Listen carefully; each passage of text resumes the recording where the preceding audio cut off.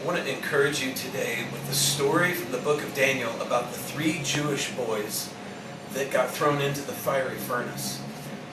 When the music started playing and the whole nation bowed down to the idol, 3 guys said, "We will not bow down." And so they threatened their lives and they said, "Either bow down or we will throw you into the furnace."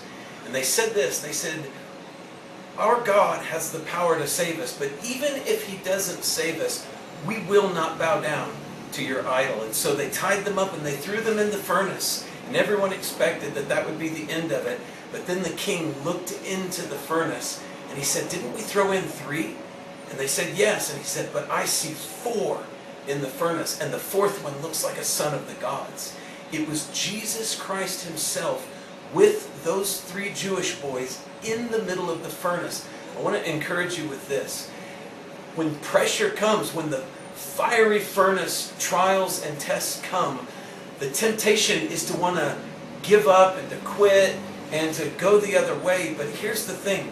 We must understand that in the middle of our testing, there's a 4th man that's in the furnace with us, and it's Jesus Christ Himself.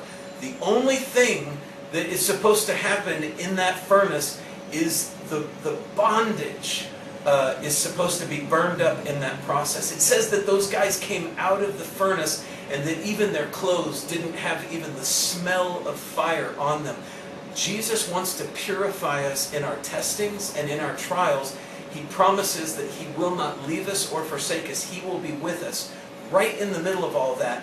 And in the pressure and in the fiery trials that we face, let's let the bondage of our lives be burned up and all of that so that we can come out with holy garments, clean garments, clothed in the righteousness of Christ, that we would have put on the righteousness of Christ and have clean, holy lives before Him.